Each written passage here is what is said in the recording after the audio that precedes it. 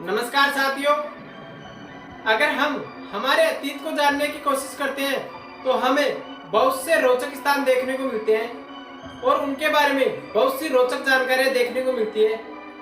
और उन्हीं स्थान में से एक है कालीबंगा। तो आज हम कालीबंगा के बारे में बात करेंगे।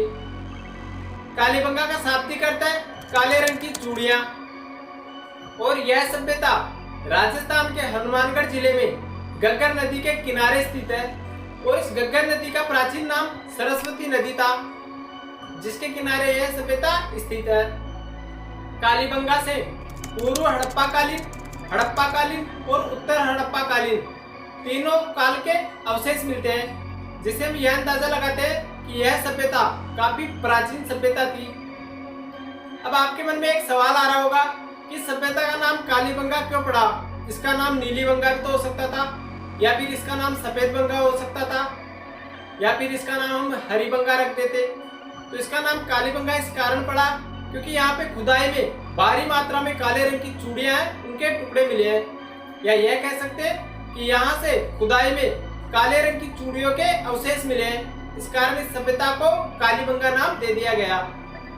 और कालीबंगा सभ्यता की खोज सन 1952 ईस्वी में A.N. घोष ने की थी और इसका उत्खनन कार्य सन 1961 से लेकर सन 1969 के बीच में B.K. थापर और B.B. लाल के निर्देशन में किया गया था। कालीबंगा वह पुरातात्विक स्थल है जिसका स्वतंत्रता के बाद पहली बार उत्खनन कार्य किया गया था। इसके बाद में रोपड़ सभ्यता का उत्खनन कार्य किया गया था, जो कि पंजाब में स्थित है। राखीगढ़ी और धौलावीरा के बाद कालीबंगा देश का तीसरा सबसे बड़ा पुरातात्विक स्थल है।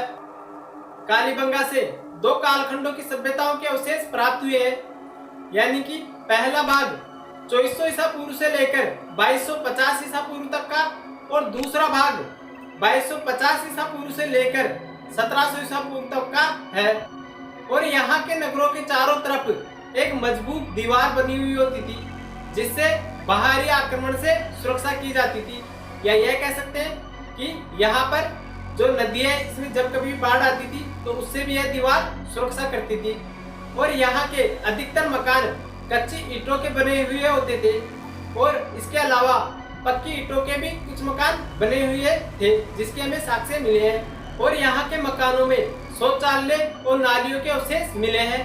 साथ ही यहाँ के मकानों में चूल्हे बने हुए होते थे, यानी कि जो खाना पकाने के लिए चूल्हे होते थे वह भी यहाँ के मकानों में देखने को मिलते हैं। और कालीबंगा से दुर्ग, बेलनाकार मुहरे, अलंकृत ईंटें, तांबे का बेल और जुते हुए खेत के साक्ष्य मिलते हैं। साथ ही यहाँ से भूकंप के साक्ष्य भी मिलते हैं। और सबसे महत्वपूर्ण बात, कालीबंगा से 7 अग्नि वेदिकाएं प्राप्त हुई है।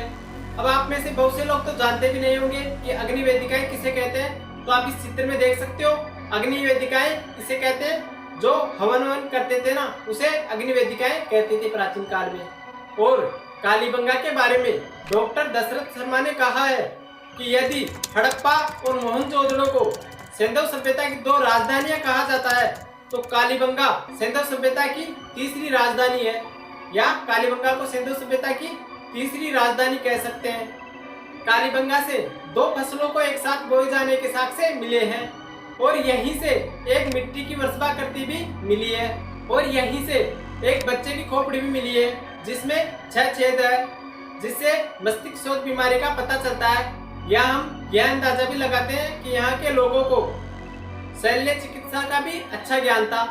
और अगर हम कालीबंगा सभ्यता के विनाश की बात करें, कालीबंगा सभ्यता का विनाश कैसे हुआ, यहाँ पे सब कुछ इतना अच्छा था, यहाँ की सड़कें भी काफी अच्छी थी, यहाँ के घर भी काफी अच्छे थे, यहाँ पे सुरक्षा के लिए एक मजबूत दीवार बनी हुई होती थी, लेकिन फिर भी इस सभ्यता का विनाश कैसे हो गया? इस सभ्यता का विनाश का कारण बताया जाता है कि जो यहाँ पे जल का स्रोत था, जो सरस्वती नदी, वह पूर्णतः सूख गई थी। इस कारण इस सभ्यता का विनाश हो गया था, ऐसा शोधकर्ता बताते हैं। इसके अलावा कुछ लोगों का मत है कि जो सरस्वती नदी है, इसमें बाढ़ आ गई थी, इस कारण सभ्यता का विनाश हो गया था। तो अलग अलग वैज्ञानिकों का अलग अलग मत है।